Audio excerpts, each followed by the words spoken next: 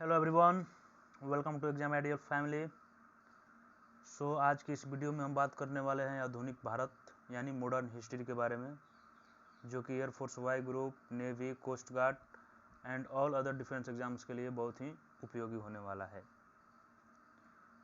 Very first हम बात करने वाले हैं यूरोपीय कंपनियों का भारत में आगमन।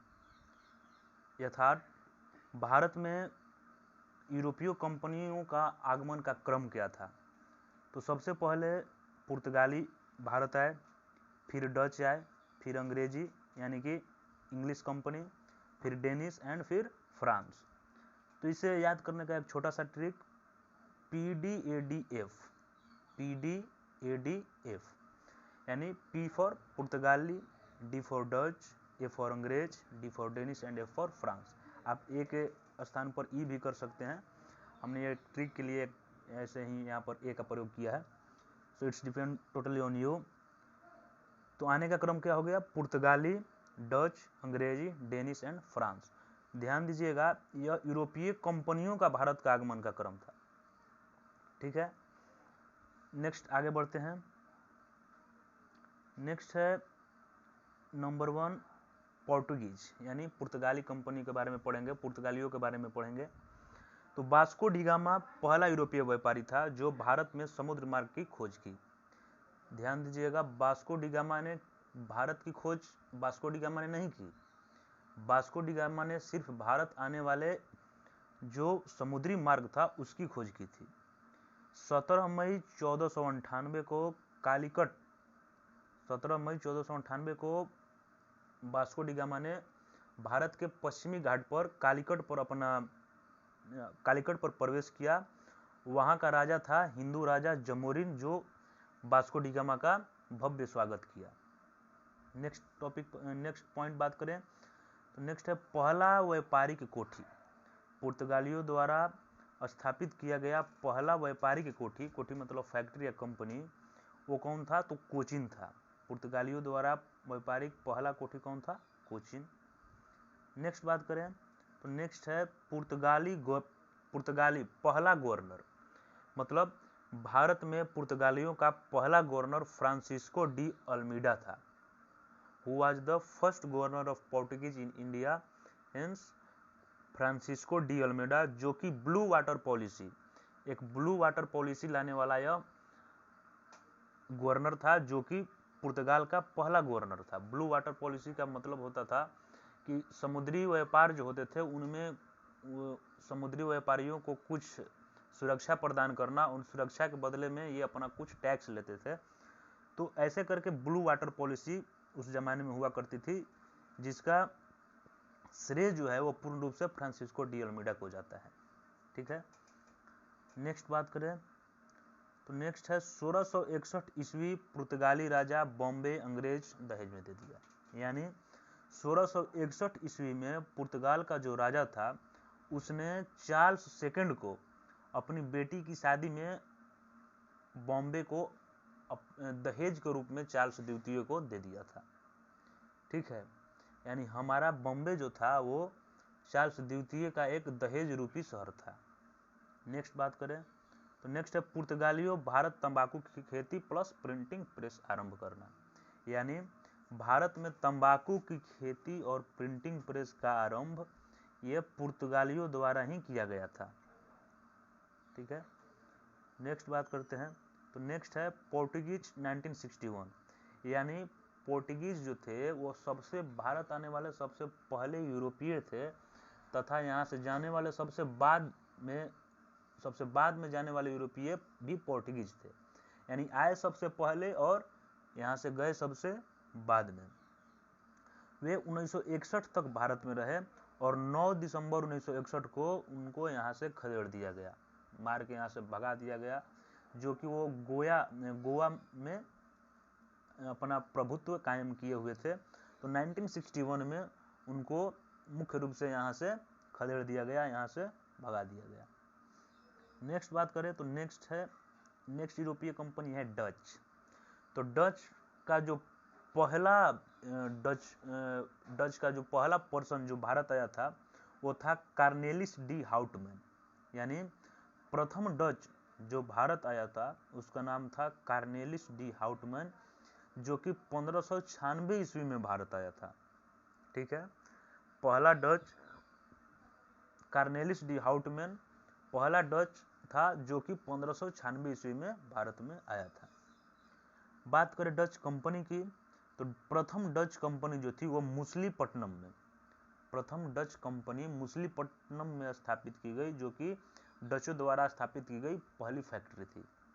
ध्यान दीजिएगा, पोर्टुगीज द्वारा पहली फैक्ट्री कहां पर स्थापित की गई थी, इसका जवाब आप कमेंट बॉक्स में देंगे। ठीक है, जो कि ऊपर हम बता चुके हैं।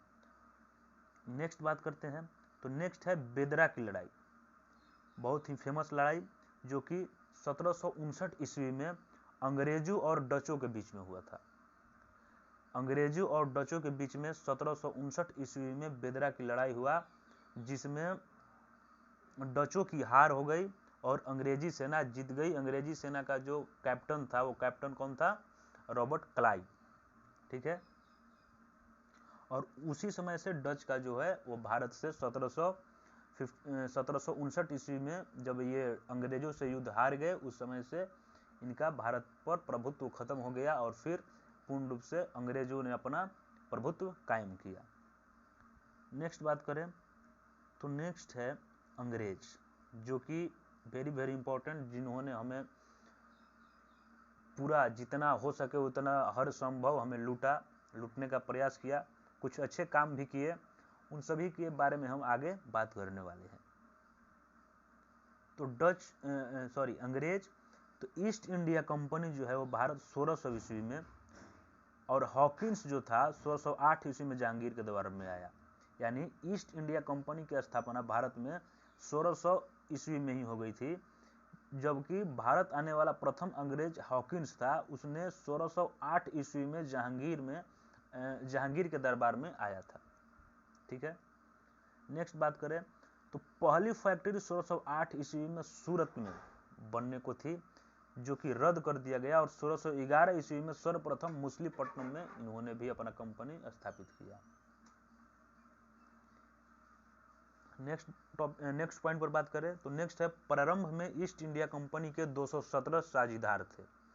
जब पहली बार ईस्ट इंडिया कंपनी भारत आई, उस समय इसके 217 साझीदार थे, और ईस्ट इंडिया कंपनी का पहला गवर्नर जो उस समय का था, उसका नाम टॉम स्मिथ था। Tom Smith was the first governor of east India company during its origin. अपने प्रारंभ में जो ईस्ट इंडिया कंपनी का जो पहला गवर्नर था, उसका नाम क्या था? Tom Smith. ठीक है, नेक्स्ट पॉइंट पर बात करें, तो नेक्स्ट है प्लासी का युद्ध, जो कि बहुत ही इंपॉर्टेंट युद्ध है। प्लासी का युद्ध 1757 ईस्वी में लड़ा गया। अंग्रेजों ने बंगाल के नवाब सिराजुद्दौला को पराजित किया और राजनीतिक शक्ति के रूप में अंग्रेज बनकर उभरे। तो प्लासी का युद्ध जो था वो 1757 का युद्ध था, और इसी युद्ध में अंग्रेजों ने पहले से ये व्यापार करने के उद्देश्य में भारत में रह रहे थे, लेकिन 1757 में जब बंगाल के नवाब सिराजुद्दौला और अंग्रेजों के बीच जब युद्ध हुआ, उसके बाद से अंग्रेज जो थे वो राजनीतिक शक्ति के रूप में उभरे, और उन्होंने एक राजनीतिक पर्पस से इस युद्ध को लड़ा, और फिर जीत हासिल करने के बाद एक राजनीतिक इकाई के रूप में अपने आप को प्रस्तुत किया। नेक्स्ट बात करें, तो नेक्स्ट पॉइंट है बक्सर युद्ध। बक्सर युद्ध 1764 ईस्वी में लड़ा गया। इसमें यह एक ऐसा युद्ध था जो पूर्ण रूप से अंग्रेजों की जो पावर थी राजनीतिक में, उसका ये पूर्ण रूप से अंग्रेजों की पावर को ये दर्शाया। इस युद्ध में 3 बड़े बड़े जो सम्राट थे या जो नवाब थे, उन्होंने साथ मिलकर अंग्रेजों से युद्ध लड़ा, लेकिन फिर भी वे युद्ध ना जीत सके। जिनमें पहला था मीर कासिम, मुगल सम्राट शाह आलम और अवध का नवाब। ये तीनों एक तरफ, और अंग्रेजी सेना जिसका कैप्टन मुनरो था वो एक तरफ। ये तीनों ने मिलकर इस युद्ध को लड़ा, लेकिन फिर भी अंततोगत्वा विजयी जो हुआ वो अंग्रेजी सेना ही विजयी हो गई। इस युद्ध के बाद पूरा जो भारत का राजनीतिक जो राजनीतिक शक्ति जो थी भारत की वो पूर्ण रूप से अंग्रेजों के हाथ में आ गई और अपने आप को वो पूर्ण रूप से एक राजनीतिक इकाई के रूप में प्रस्तुत किए पूरे भारतवासियों के सामने। नेक्स्ट है आंग्ल मैसूर युद्ध प्रथम। आंग्ल मैसूर युद्ध प्रथम जो कि 1767 ईस्वी से 1769 यानी 1769 ईस्वी तक लड़ा गया। यह युद्ध हैदर अली, मैसूर का जो नवाब था हैदर अली और अंग्रेजों के बीच में लड़ा गया। यह एक ऐसा युद्ध था जिसमें अंग्रेजी सेना पराजित हो गई। इसमें हैदर अली ने जीत हासिल किया और अंग्रेजी सेना बुरी तरह से हार गई। इस हार के बाद अंग्रेजी सेना ने अनेक प्रकार के हैदर अली से समझौते किए और फिर आगे जाकर उसको बहुत सारे ऐसे 2-3 और युद्ध हुए, लेकिन वो इतना इंपॉर्टेंट नहीं है। नेक्स्ट बात करते हैं, तो नेक्स्ट है आंग्ल मैसूर युद्ध। आंग्ल मैसूर युद्ध फोर्थ, वो आंग्ल मैसूर युद्ध फर्स्ट था और यह है आंग्ल मैसूर युद्ध फोर्थ। ये युद्ध जो है वो 1799 ईस्वी में लड़ा गया। इस युद्ध में हैदर अली का बेटा जो था टीपू सुल्तान, उसके और अंग्रेजों के बीच में युद्ध लड़ा गया। यह युद्ध बहादुरी से लड़ते हुए टीपू सुल्तान ने अपने वीर गति को प्राप्त किया। ये भी एक इम्पोर्टेंट युद्ध है। इसके बाद से मैसूर पर पूर्ण रूप से कब्जा अंग्रेजों का हो गया। ठीक है, नेक्स्ट बात करें तो नेक्स्ट है फ्रांसीसी कंपनी। फ्रांसीसी जो थे वो सर्वप्रथम 1664 ईस्वी में कंपनी की स्थापना करते हैं। 1668 ईस्वी में पहला कोठी सूरत में स्थापित किया। उस समय फ्रांसीसी का जो गवर्नर था वो कौन था? Franco carry. फ्रैंको कैरी द्वारा पहला कोठी यानी पहला फर्स्ट फैक्ट्री जो था वो सूरत में 1668 ईस्वी में स्थापित किया गया। उस समय फ्रांस का राजा कौन था? तो लुई 14वां जो था वही फ्रांस का राजा था, जिन्होंने भारत में व्यापार करने के प्रस्तावना को पारित किया था। नेक्स्ट पॉइंट जो है वो 1761 ईस्वी में अंग्रेजों ने पांडिचेरी छीन लिया। यानी 1761 ईस्वी में अंग्रेजों ने फ्रांसीसियों से पांडिचेरी पर जो फ्रांसीसियों का कब्जा था उसे छीनकर अपने आप में मिला लिया और इसके बाद से फ्रांसीसियों का भी भारत पर जो प्रभुत्व था वो धीरे धीरे खत्म होता चला गया। ठीक है, नेक्स्ट टॉपिक पर बात करें तो नेक्स्ट है यूरोपियों का आने का क्रम। यानी यूरोपीय कैसे, कौन कौन से यूरोपीय जो थे वो पहले भारत आए, फिर उसके बाद कौन यूरोपीय भारत आए, उनका क्रम ये है। यानी पुर्तगाली जो थे वो 1498 ईस्वी में भारत आए। फिर इसके बाद डच भारत आते हैं 1595 ईस्वी में। फिर इसके बाद ब्रिटिश भारत आते हैं 1600 ईस्वी में। फिर इसके बाद डेन भारत आते हैं 1616 ईस्वी में और फिर इसके बाद फ्रेंच भारत आते हैं 1664 ईस्वी में। ध्यान दीजिएगा, ये यूरोपियों का आने का क्रम है। ठीक है, यूरोपीय कंपनियों का स्थापना का क्रम जो है वो इस प्रकार है। पहले पुर्तगाली ईस्ट इंडिया कंपनी की स्थापना की गई, फिर इसके बाद ब्रिटिश ईस्ट इंडिया कंपनी की स्थापना की गई, फिर इसके बाद डच ईस्ट इंडिया कंपनी, फिर डेनिश एंड फिर फ्रेंच। तो ऐसे कंपनियों की स्थापना की गई। यहाँ पर कंफ्यूजन की बात जो है वो ये है कि ब्रिटिश जो थे ये कंपनी अपना 1600 में ही स्थापित कर दिए थे, लेकिन ये ब्रिटिश आए कब थे? तो डच ईस्ट इंडिया कंपनी की स्थापना होने के बाद।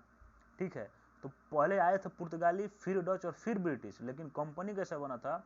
तो पहले पुर्तगाली, फिर ब्रिटिश, फिर डच। ठीक है, आई होप यहाँ तक आपको क्लियर होगा।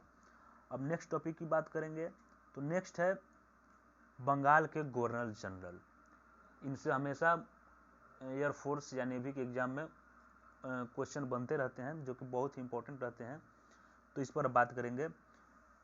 हम सभी गवर्नर जनरल के बारे में नहीं बात करते हुए, बल्कि वैसे गवर्नर जनरल जिनका कुछ अच्छा योगदान रहा या जो इम्पोर्टेंट हैं या जिनसे महत्वपूर्ण प्रश्न बनते हैं, उन्हीं के बारे में बात करेंगे। तो वेरी फर्स्ट जो सबसे पहला है वो है रॉबर्ट क्लाइव। बंगाल का governor general, first governor general कौन था? Robert Clive. बंगाल का पहला गवर्नर कौन था? रॉबर्ट क्लाइव था, यह बंगाल का पहला गवर्नर था। इसके कार्य क्या थे? तो इसने द्वैध शासन प्रणाली, द्वैध शासन प्रणाली से मतलब है यानी दो रूप में शासन प्रणाली को इसने स्थापित किया। एक शासन प्रणाली था भू राजस्व वसूलने का और दूसरा था प्रशासन का भार। तो भू राजस्व वसूलने का जो शक्ति थी वो कंपनी के हाथों में थी, जबकि प्रशासन का भार नवाबों के हाथ में था। आप यहीं से अंदाजा लगा सकते हैं कि अंग्रेज कितने चालाक थे कि वे टैक्स खुद वसूलते थे, जबकि सुरक्षा जो जिस क्षेत्र के जो नवाब होते थे उनसे कराते थे। ठीक है, उन नवाबों को कोई किसी भी प्रकार का टैक्स वसूलने की कोई आज़ादी नहीं थी। टैक्स खुद अंग्रेज वसूलते थे और प्रशासन का भार नवाबों के ऊपर था। नेक्स्ट बात करें तो नेक्स्ट है वारेन हेस्टिंग्स। वारेन हेस्टिंग जो था वो द्वैध शासन प्रणाली को समाप्त कर दिया। इसने द्वैध शासन प्रणाली को समाप्त किया और रेगुलेटिंग एक्ट के तहत प्रथम गवर्नर जनरल बना। रेगुलेटिंग एक्ट के तहत प्रथम गवर्नर जनरल कौन बना था? Warren Hasting. यह पहले जो पद था गवर्नर का, रेगुलेटिंग एक्ट के तहत उस गवर्नर के पद को समाप्त करके गवर्नर जनरल का पद लाया गया और पहला गवर्नर जनरल जो था वो वारेन हेस्टिंग्स को बनाया गया। ठीक है, नेक्स्ट बात करें तो नेक्स्ट है हेस्टिंग के समय 1784 ईस्वी में विलियम जोन्स जो था वो the Asiatic Society of Bengal की स्थापना की। यानी the Asiatic Society of Bengal जो था उसका स्थापना 1784 ईस्वी में विलियम जोन्स के द्वारा हेस्टिंग के ही कार्यकाल में किया गया था। ठीक है, इसके कार्यकाल में और महत्वपूर्ण बातें जो थी उनमें से एक थी कोलकाता सुप्रीम कोर्ट। इसी के वारेन हेस्टिंग के ही काल में कोलकाता सुप्रीम कोर्ट का गठन किया गया। मुस्लिम शिक्षा पर इसने विशेष कर ध्यान दिया और कलकत्ता में मदरसा की स्थापना की। वारेन हेस्टिंग ने मुस्लिम शिक्षा पर ध्यान देते हुए कलकत्ता में मदरसा की स्थापना की। इसके राज्य में ही कोलकाता सुप्रीम कोर्ट का गठन किया गया। हेस्टिंग के समय में 1784 ईस्वी में विलियम जोन्स ने the Asiatic Society of Bengal की स्थापना की थी। ठीक है, नेक्स्ट बात करें तो नेक्स्ट गवर्नर जनरल है लॉर्ड कॉर्नवालिस। लॉर्ड कॉर्नवालिस, तो लॉर्ड कॉर्नवालिस जो था वो पुलिस व्यवस्था का जनक माना जाता है इसे। यानी पुलिस व्यवस्था जो सिविल सर्विस, नागरिक व्यवस्था या पुलिस व्यवस्था, दोनों तरह की व्यवस्था का जनक जो है उसे लॉर्ड कॉर्नवालिस को माना जाता है।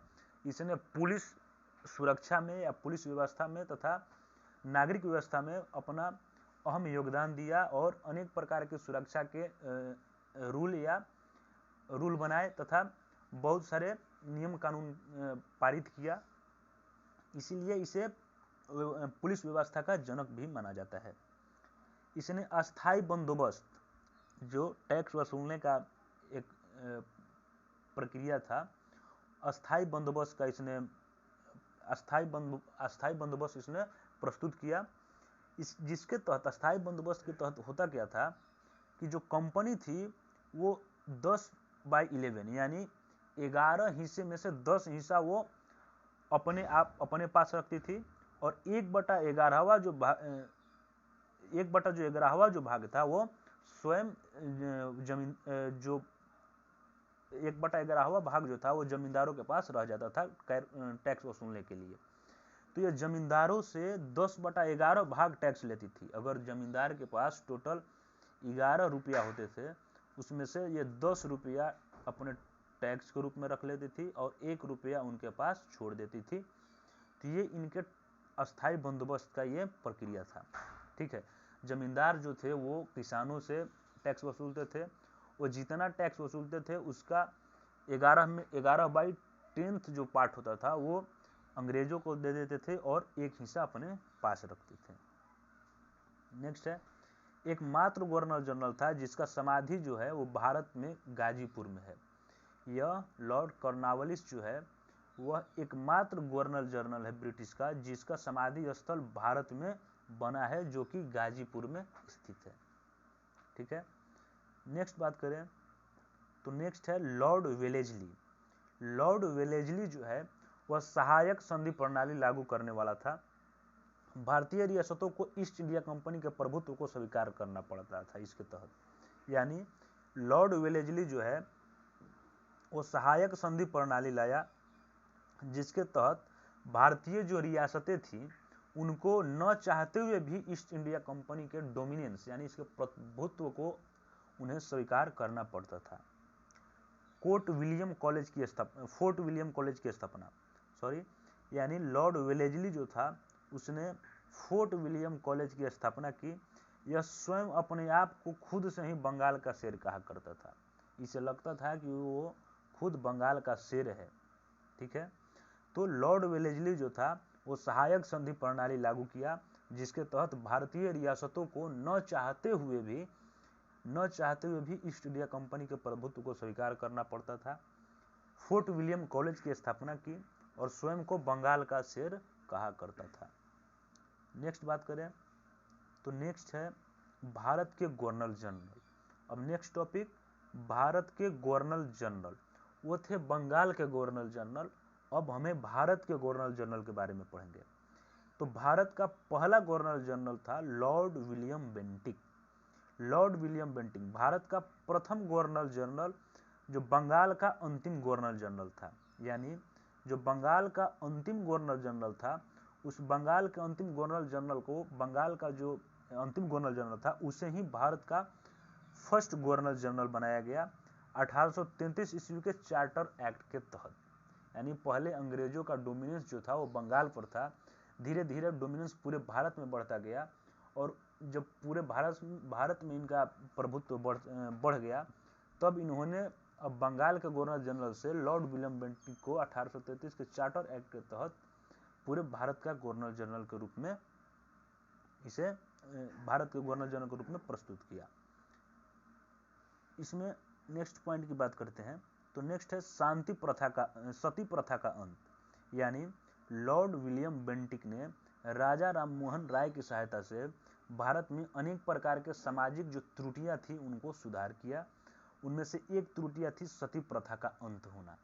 ठीक है, यानी सती प्रथा का अंत जो है उसका श्रेय राजा राममोहन राय के साथ साथ लॉर्ड विलियम बेंटिक को भी जाता है। इसने इसके विरुद्ध अनेक सारे प्रकार के कानून बनाए, बहुत प्रकार के समाज में कुरीतियों को बाहर करने के लिए अनेक प्रकार के प्रचार प्रसार किए गए। ठीक है, इसका और एक महत्वपूर्ण काम था, वो था शिक्षा पर जोर देना। लॉर्ड विलियम बेंटिक ने शिक्षा पर विशेष जोर दिया तथा नर बलि को समाप्त किया। ठीक है, नर बलि को भी समाप्त करने वाला लॉर्ड विलियम बेंटिक भी था। इसमें नर बलि में इसका उतना ज़्यादा योगदान नहीं है, लेकिन फिर भी इसने नर बलि को समाप्त करने में अपना एक अच्छा कदम भी उठाया था। ठीक है, नर बलि का मतलब जो बालिका का जो हत्या होता था उसके विरुद्ध में इसने अनेक प्रकार के कठोर कदम उठाए। नेक्स्ट पॉइंट है Calcutta medical college. Calcutta medical college की नींव रखी थी लॉर्ड विलियम बेंटिक ने। यानी लॉर्ड विलियम बेंटिक द्वारा कलकत्ता मेडिकल कॉलेज का नींव रखा गया। ठीक है, तो लॉर्ड विलियम बेंटिक द्वारा क्या क्या काम किए गए, तो भारत का प्रथम गवर्नर जनरल था, जो कि बंगाल का अंतिम गवर्नर जनरल भी था। 1833 ईस्वी में चार्टर एक्ट के तहत इसे गवर्नर जनरल भारत का बनाया गया। सती प्रथा का अंत किया, शिक्षा पर जोर दिया और कलकत्ता मेडिकल कॉलेज की नींव रखी। ठीक है, अब नेक्स्ट टॉपिक पर बात करें तो नेक्स्ट गवर्नर जनरल है भारत का sir Charles Metcalfe. Sir Charles Metcalfe को समाचार पत्रों का मुक्तिदाता कहा जाता है। इसने समाचार पत्रों को कुछ विशेष छूट दिए ताकि वो किसी भी प्रकार का समाचार अपने समाचार पत्रों में वो छाप सकें, अपनी बात को लोगों तक पहुंचा सकें। इसने प्रेस पर जो प्रतिबंध होते थे कि आप अंग्रेजी सरकार या अंग्रेजी कंपनी के विरुद्ध किसी भी प्रकार के इनके विरुद्ध में कोई बात नहीं बोल सकते हैं, तो इस प्रकार के इन्होंने प्रतिबंधों को हटाया, इसीलिए इसे समाचार पत्रों का मुक्तिदाता कहा जाता है। किसको कहा जाता है, सर चार्ल्स मेटकॉफ को। नेक्स्ट बात करें तो नेक्स्ट है लॉर्ड डलहौजी। तो लॉर्ड डलहौजी जो है यह हड़प नीति यानी डॉक्ट्रिन ऑफ लैप्स। हड़प नीति क्या होती थी, निसंतान शासक के मरने के पश्चात उसका राज जो था वो हड़प लिया जाता था। वैसे शासक जिसका स्वयं का पुत्र नहीं होता था उस राजा को मरने के पश्चात ही उसके राज्य को ब्रिटिश ईस्ट इंडिया कंपनी अपने अधीन में ले लिया करती थी। अगर वो राजा किसी दूसरे बालक को अपने पुत्र के रूप में अगर गोद भी लेता था तो उस लड़के को वो अंग्रेजी सरकार किसी भी प्रकार की मान्यता नहीं देती थी। इनका मुख्य रूप से कहना यही था कि अगर राजा का संतान है तो वहां पर राजा का शासन रहेगा, अगर संतान नहीं है तो वहां पर ईस्ट इंडिया कंपनी अपना डोमिनेंस प्रस्तुत करेगी। ठीक है, नेक्स्ट पॉइंट है शिक्षा संबंधी सुधारों के लिए वुड डिस्पैच लागू किया। इसने भारत में शिक्षा संबंधी सुधारों के लिए अनेक प्रकार के इसने भी कार्य किए, जिनमें था एक वुड डिस्पैच, और वुड डिस्पैच के तहत इसने भारत में शिक्षा संबंधी सुधार किए। नेक्स्ट है रेलवे परिवहन तथा टेलीग्राफ लाइन। इसी के शासनकाल में रेलवे परिवहन, जो कि पहला रेलवे परिवहन मुंबई से ठाणे के बीच जो प्रथम रेल थी, इसी के शासन में चलाई गई, और इसने टेलीग्राफ लाइन का शुभारंभ किया। ठीक है, शिमला को ग्रीष्मकालीन राजधानी बनाया। शिमला को ग्रीष्मकालीन राजधानी यानी गर्मी के दिनों में भारत का राजधानी जो ईस्ट इंडिया कंपनी उस समय जो ब्रिटिश इंडिया थी, उस समय ब्रिटिश इंडिया की जो कैपिटल थी वो शिमला थी, तो शिमला को ग्रीष्मकालीन राजधानी बनाने वाला लॉर्ड डलहौजी ही था। ठीक है, नेक्स्ट पॉइंट पर बात करें तो नेक्स्ट है लोक सेवा आयोग की स्थापना की। पहली बार प्रतियोगी परीक्षा शुरू हुई। लॉर्ड डलहौजी ने कुछ बुरे कर्म भी किए तो कुछ अच्छे कर्म भी किए, कुछ भारत के हित में भी किए, कुछ भारत के अहित में भी किए। तो इसने लोक सेवा आयोग की स्थापना की, और लोक सेवा आयोग के तहत पहली बार प्रतियोगी परीक्षा शुरू हुए, जिनमें अनेक प्रकार के भारतीय विद्यार्थी जो थे वो भी भाग ले सकते थे। नेक्स्ट बात करें तो नेक्स्ट टॉपिक है भारत के वायसराय। तो भारत के वायसराय में भारत का पहला वायसराय था लॉर्ड कैनिंग। भारत का अंतिम गवर्नर जनरल तथा ब्रिटिश सम्राट के अधीन प्रथम वायसराय लॉर्ड कैनिंग जो था वो भारत का अंतिम गवर्नर जनरल था। भारत का अंतिम गवर्नर जनरल था तथा ब्रिटिश सम्राट के अधीन भारत का प्रथम वायसराय था। यह भारत का प्रथम वायसराय कैसे बना उसके बारे में हम बात करने वाले हैं।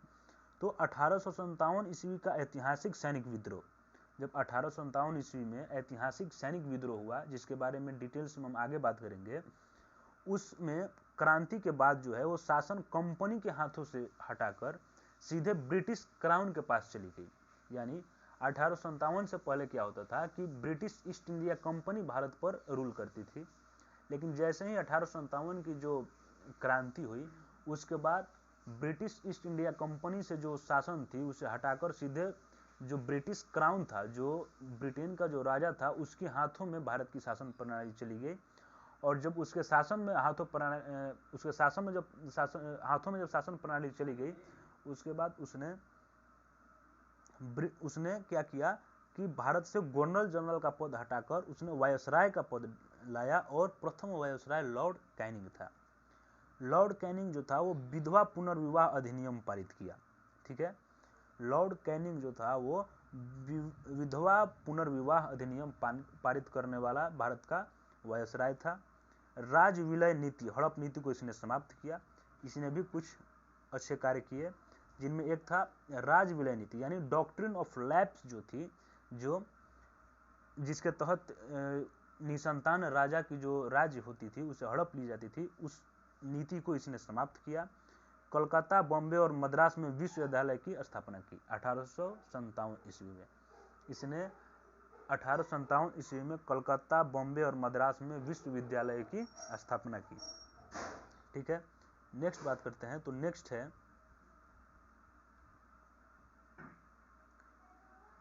Lord Mayo. लॉर्ड मेयो जो था 1872 ईस्वी में कृषि विभाग की स्थापना किया। भारत में अनेक प्रकार के कृषि में संकट आने के बाद लॉर्ड मेयो ने 1872 ईस्वी में कृषि विभाग की स्थापना की। 1872 ईस्वी में पहली बार भारत में जनगणना हुआ, यानी 1872 से ही भारत में अनियमित रूप से, जो कि नियमित रूप से नहीं था, अनियमित रूप से जनगणना की शुरुआत की गई। ठीक है, नेक्स्ट बात करें तो नेक्स्ट वायसराय है लॉर्ड लिटन। लॉर्ड लिटन जो था भारतीय समाचार पत्र अधिनियम वर्नाकुलर प्रेस एक्ट पारित किया 1878 ईस्वी में। यानी लॉर्ड लिटन जो था वो समाचार पत्र अधिनियम वर्नाकुलर प्रेस एक्ट 1878 ईस्वी में पारित किया। वर्नाकुलर प्रेस एक्ट क्या होता था कि इसके तहत किसी भी जो क्षेत्रीय जो भाषा की जो अखबारें होती थी उनको ब्रिटिश जो साम्राज्य होता था उसके विरुद्ध में अपने वो किसी भी प्रकार की समाचारों को वो पत्र में नहीं छाप सकते थे तथा उन्हें अपने हिसाब से न्यूज या समाचारों को अपने हिसाब से दिखाने या प्रस्तुत करने की किसी भी प्रकार की अनुमति उनसे छीन ली गई थी। तो ये एक मानकर चलें तो ये एक अच्छा कदम नहीं था भारतीयों के लिए। लेकिन फिर बाद में लॉर्ड रिपन आता है जो स्थानीय स्वशासन की शुरुआत की। स्थानीय स्वशासन की इसने शुरुआत की और स्थानीय स्वशासन की शुरुआत लॉर्ड रिपन द्वारा किया गया। 1881 ईस्वी में सर्वप्रथम नियमित 10 वर्षीय जनगणना, यानी इसके पहले जो थे, इसके पहले कौन था, लॉर्ड लिटन और उसके पहले लॉर्ड मेयो। तो लॉर्ड मेयो के शासनकाल में भारत में अनियमित रूप से जनगणना चालू हुआ था, लेकिन जब लॉर्ड रिपन आया इसके शासनकाल में नियमित रूप से 10 वर्षीय जनगणना शुरू हुआ और इसके तहत अभी भी जो भारत में 10 वर्ष में जनगणना होता है हम लोगों का, वो उसी समय से यह परंपरा चली आ रही है। ठीक है। समाचार पत्रों पर स्वतंत्रता तथा 1882 ईस्वी में वर्नाकुलर प्रेस एक्ट को समाप्त कर दिया। तो इसने बहुत सारे विरोध होने के बाद वर्नाकुलर प्रेस एक्ट था जिसमें क्षेत्रीय अखबारों को अपने हिसाब से समाचारों को छापने की अनुमति नहीं थी, उस एक्ट को इसने समाप्त कर दिया। तो इसने अनेक प्रकार के अच्छे काम भी किए। तो लॉर्ड रिपन द्वारा पहला कार्य क्या था कि उसने स्थानीय स्वशासन की शुरुआत की। 1881 ईस्वी में सर्वप्रथम नियमित 10 वर्षीय जनगणना की शुरुआत की। यह भी याद रखिएगा कि नियमित रूप से जनगणना जो थी वो 1881 से शुरू है, लेकिन अनियमित रूप से जनगणना जो है सर्वप्रथम जनगणना 1872 ईस्वी में लॉर्ड मेयो के शासनकाल में ही हुआ था। लेकिन नियमित रूप से जनगणना 1881 ईस्वी में लॉर्ड रिपन के शासनकाल में हुआ। इसने वर्नाकुलर एक्ट को 1882 ईस्वी में समाप्त किया। ठीक है। नेक्स्ट बात करें तो नेक्स्ट है लॉर्ड डफरिन मानकर चलें तो एक डफर वायसराय था जिसने कांग्रेस की स्थापना 28 दिसंबर 1885 ईस्वी में इसी के कार्यकाल में 28 दिसंबर 1885 ईस्वी को एयू हुम ने बंबई में कांग्रेस की स्थापना की। तो डफरिन जो कि डफर था उसके ही शासनकाल में 28 दिसंबर 1885 ईस्वी को एयू हुम ने बंबई में कांग्रेस की स्थापना की। यह पहले कांग्रेस को कुछ देहाती या कुछ अन्य स्टेटमेंट के द्वारा ये कांग्रेस को चिढ़ाता था, लेकिन बाद में इसे मालूम चला और जब कांग्रेस की स्थापना हुई तो इसे लगा कि कांग्रेस जो है वो अंग्रेजी शासन को मजबूत करने के लिए इस कांग्रेस की स्थापना की गई है। तो इसने कांग्रेस के जो पहला मीटिंग हुआ था कांग्रेस के लोगों के द्वारा, उसको इसने शानदार दावत दिया और बाद में जब इसे मालूम चला कि ये भारत को स्वतंत्र कराने वाली एक पार्टी है तो इसने उसके विरुद्ध कठोर एक्शन भी लिए। ठीक है। इसीलिए लॉर्ड डफरिन एक डफर टाइप का ही व्यक्ति था। नेक्स्ट बात करें तो लॉर्ड कर्जन जो था वो अनेक भारत विरोधी कार्य किए। इसने बंगाल का विभाजन 1905 ईस्वी में किया। भारत का सबसे पहला जो था विरोधी कार्य बंगाल का विभाजन, वो लॉर्ड कर्जन ने कर दिया विरोधी कार्य 1905 ईस्वी में बंगाल का विभाजन। तो भारत विरोधी कार्य बंगाल का विभाजन 1905 ईस्वी में लॉर्ड कर्जन द्वारा किया गया। नेक्स्ट है लॉर्ड हार्डिंग सेकंड, यानी लॉर्ड हार्डिंग सेकंड था। इसने बंगाल विभाजन जो लॉर्ड कर्जन द्वारा किया गया था इसको रद्द करने की घोषणा 1911 ईस्वी में की। यानी बंगाल विभाजन रद्द कर दिया गया। भारत की राजधानी कलकत्ता से दिल्ली लाई गई। पहले भारत की राजधानी जो थी वो कलकत्ता हुआ करती थी, उसके बाद 1911 ईस्वी में ही भारत की राजधानी दिल्ली लाई गई। तो 1911 में कौन कौन से कार्य हुए, तो तो 1911 में सबसे पहले 1911 में बंगाल विभाजन को रद्द किया गया। बंगाल का विभाजन कब हुआ था? तो 1905 ईस्वी में। और 1911 ईस्वी में ही इसने दिल्ली को राजधानी बनाया। ठीक है, तो दिल्ली को राजधानी बनाने वाला कौन था? Lord Hardinge second. नेक्स्ट बात करें तो नेक्स्ट है लॉर्ड चेम्सफोर्ड। लॉर्ड चेम्सफोर्ड जो है वो रॉलेट एक्ट 1919 में लेकर आया। ठीक है, 1919 में इसने रॉलेट एक्ट लेकर आया।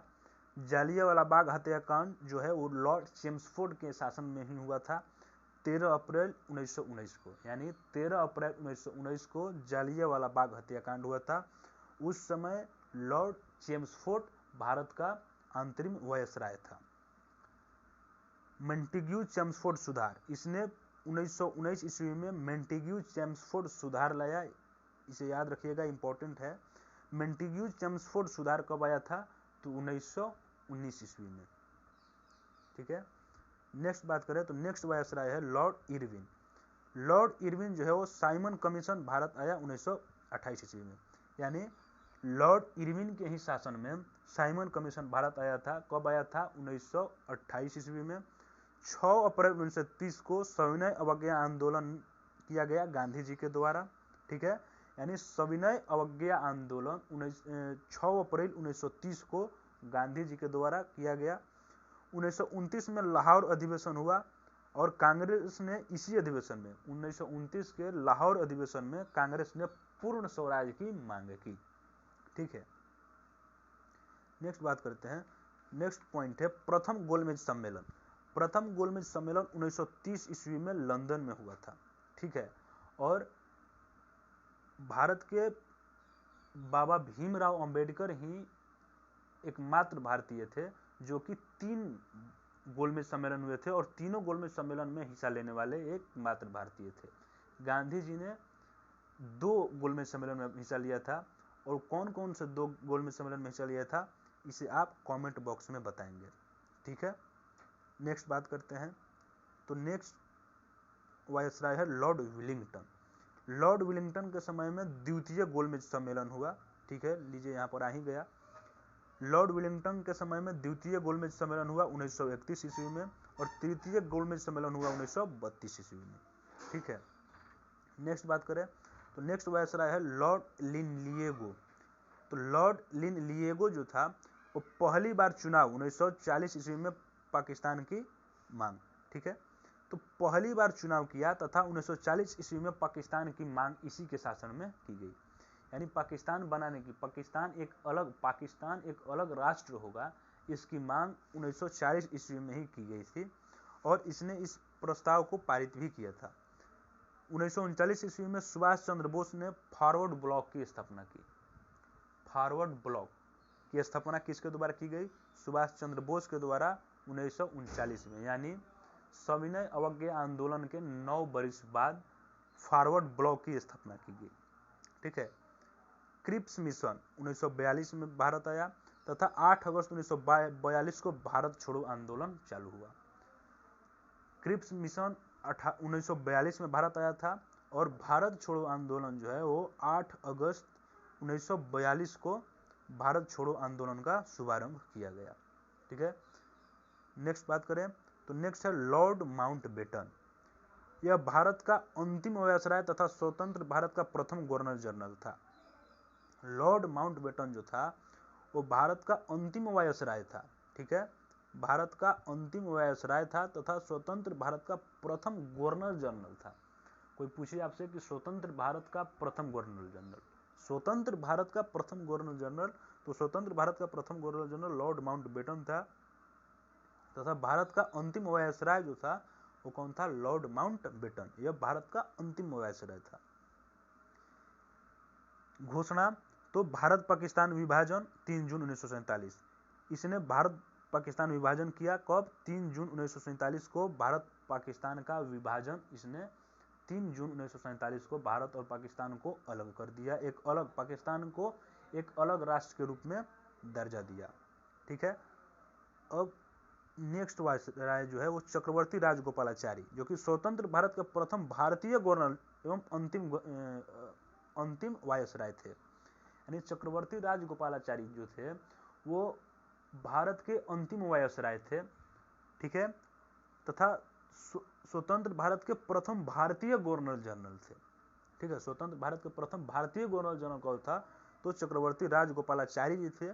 और इनका उपनाम क्या था, तो इनको लोग प्यार से राजा जी के नाम से जानते थे, ठीक है।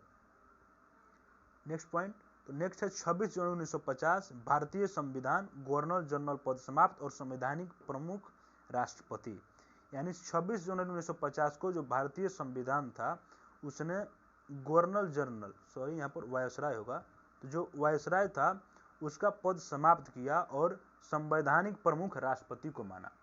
जब भारत का अपना जब स्वशासन हो गया तो इसने संविधान बनाया, और संविधान जब बन गया उसके बाद जो है भारत का जो वायसराय का पद था उसे समाप्त कर दिया गया और राष्ट्रपति को संवैधानिक प्रमुख के रूप में माना गया, ठीक है। आई होप आप यहाँ तक समझ रहे होंगे। अब नेक्स्ट बात करते हैं, तो नेक्स्ट है 1857 की महान क्रांति, ठीक है। तो 1857 की महान क्रांति इसलिए कही गई क्योंकि यह भारत की आज़ादी के लिए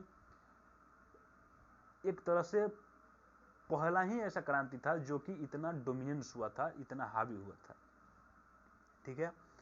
तो 29 मार्च 1857 ईस्वी मंगल पांडे नाम का एक सैनिक था जिसने बैरकपुर छावनी में अफसरों के विरुद्ध आवाज उठाई, ठीक है। तो 29 मार्च 1857 मंगल पांडे नामक एक सैनिक बैरकपुर छावनी से अफसरों के विरुद्ध आवाज उठाई थी। तत्कालिक कारण इसका क्या था, तो चर्बी युक्त कारतूस का प्रयोग। चर्बी युक्त कारतूस जो होते थे जिनको दांत से नोचने के बाद इनको प्रयोग में लाया जाता था, ये उस समय का तत्कालिक कारण बना, ठीक है। 8 अप्रैल 1857 मंगल पांडे को फांसी दे दी गई। इसके बाद 29 मार्च को इन्होंने अफसरों के विरुद्ध बगावत की सुर छेड़ी थी और 8 अप्रैल 1857 को यानी लगभग 15 दिन या 15 दिन भी शुद्ध से नहीं हुए, 12-13 दिन बाद ही इन्हें फांसी दे दी गई। और नेक्स्ट बात करें तो नेक्स्ट पॉइंट है 10 मई 1857 मेरठ के सिपाहियों ने विद्रोह किया। जब इन्हें फांसी दे दी गई उसके बाद जो मेरठ के सिपाही थे वो 10 मई को उन्होंने विद्रोह किया और दिल्ली की तरफ वो सशस्त्र बढ़ने लगे और उन्होंने बहादुर शाह जो दिल्ली का जो मुगल सम्राट था उसको अपना राजा स्वीकार किया। अब ये देखिए तत्कालिक कारण तो ये था कि चर्बी युक्त कारतूस था, लेकिन कोई चर्बी युक्त कारतूस के कारण इतना बड़ा बवंडर खड़ा हो जाएगा ऐसा तो कोई बात नहीं थी। तो ये जो था वो धीरे धीरे कहीं ना कहीं भारत के लोगों के बीच अनेक प्रकार के जो चुनौतियां आती थी उन्हीं का ये एक विस्तृत एक गुस्सा था जिसको लोगों ने प्रस्तुत किया था। तो राजनीतिक इसके अब मुख्य मायने क्या थे, मुख्य कारण क्या थे, उसके बारे में हम बात करेंगे। तो इसका राजनीतिक कारण था कि डलहौजी की व्यापक नीति देश राजाओं के साथ भेदभाव, ठीक है। दो तरह के मेन रूप से इसके राजनीतिक कारण थे। पहला था डलहौजी की व्यापक नीति, यानी जो डॉक्ट्रिन ऑफ लैप्स था जिसके तहत लॉर्ड डलहौजी ने एक नीति लाई थी जिसके तहत राजा के जो निसंतान राजाओं के जो राज होते थे उनको ब्रिटिश कंपनी में शामिल कर लिया जाता था। तो कहीं ना कहीं ये लोगों के विरुद्ध ये बात उनको खटकती थी। दूसरी थी देसी राजाओं के साथ भेदभाव। जो देसी राजा थे तो उनके साथ भेदभाव करते थे, तो ये उस समय के लोगों को ये बातें अच्छी ना लगी, जिस कारण उन्होंने विरुद्ध के अंग्रेजी सरकार के विरुद्ध आवाज उठाने लगे। नेक्स्ट है सामाजिक कारण। तो अनेक प्रकार के सामाजिक कारण भी थे।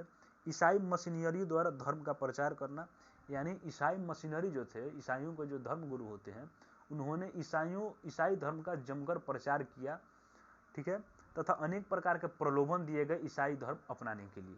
तो ये बात कहीं ना कहीं हिंदू और मुस्लिम के समुदाय के जो लोग थे उन्हें ये बात अच्छी नहीं लगती थी। दूसरी सती प्रथा, कन्या विवाह आदि पर रोक। एक तरह से तो ये सती प्रथा या कन्या विवाह गलत ही था, लेकिन जो सामाजिक अवधारणा जो लोगों के बीच में बैठी होती है, अगर वो गलत भी है उसके विरुद्ध में आप कुछ एक्शन लेंगे, कठोर कदम उठाएंगे, तो वो गलत है, लेकिन फिर भी लोग जो होते थे या अभी भी सामाजिक कार्य के विरुद्ध अगर आप आवाज उठाते हैं तो उनको ये बात पसंद नहीं आती हैं। ऐसा ही उस समय भी हुआ। ठीक है, नेक्स्ट बात करें तो नेक्स्ट है विद्रोह की असफलता के कारण। 1857 का विद्रोह हुआ तो, लेकिन वो इतना सफल ना हो सका कि अंग्रेज जो हैं वो भारत छोड़कर जा सके। तो इसके असफल के बहुत सारे कारण थे। पहला कारण क्या था कि नेतृत्व की कमी तथा संगठन एवं एकता का अभाव। भारत के लोगों ने अंग्रेजों का विद्रोह तो किया, लेकिन इसका नेतृत्व करने वाला कोई नहीं था। ठीक है, नेतृत्व की कमी हो गई। ग्वालियर के सिंधिया, इंदौर के होलकर, हैदराबाद के निजाम आदि राजाओं ने अंग्रेजों का खुलकर साथ दिया। यानी संगठन एवं एकता का भी अभाव था। भारत के लोगों में उस समय एकता नहीं होने के कारण अंग्रेजों ने इन पर अंग्रेजी सेना डोमिनेंस हो गई, जिसमें कि ग्वालियर के जो सिंधिया थे, इंदौर के जो होलकर थे, हैदराबाद के जो निजाम थे, उन्होंने भारतीय लोगों की सहायता न करते हुए उन्होंने अंग्रेजों को ही जमकर अपनी सहायता प्रदान करी। नेक्स्ट है सीमित क्षेत्रों में ही प्रभावी होना, योजना का अभाव। यानी 1857 का जो विद्रोह था वो सीमित क्षेत्रों में ही फैला रहा, वो अपना व्यापक रूप नहीं धारण कर सका, तथा योजना का अभाव हुआ। किसी प्रकार के संगठन न होने के कारण इसमें अनेक प्रकार की योजना न बन सके, जिसके कारण ये क्रांति लंबे समय तक नहीं चली और अधिक से अधिक लोगों को अपने आप में ये लोग जोड़ने में असफल रहे, जो कि क्रांति के असफलता का एक मुख्य कारण था। ठीक है, नेक्स्ट बात करते हैं। तो नेक्स्ट है 1857 की क्रांति के प्रभाव। तो 1857 की जो क्रांति हुई उसके बाद लोगों के जीवन पर इसके क्या प्रभाव पड़े, अंग्रेजी सेना या ईस्ट इंडिया कंपनी पर इसके क्या प्रभाव पड़े, उसके बारे में अब बात करेंगे। तो 1857 की क्रांति के बाद भारत ब्रिटिश जो कंपनी थी उसका शासन जो था वो सीधे ब्रिटिश कंपनी से हाथों से हटाकर सीधे ब्रिटिश क्राउन के हाथ में दे दिया गया।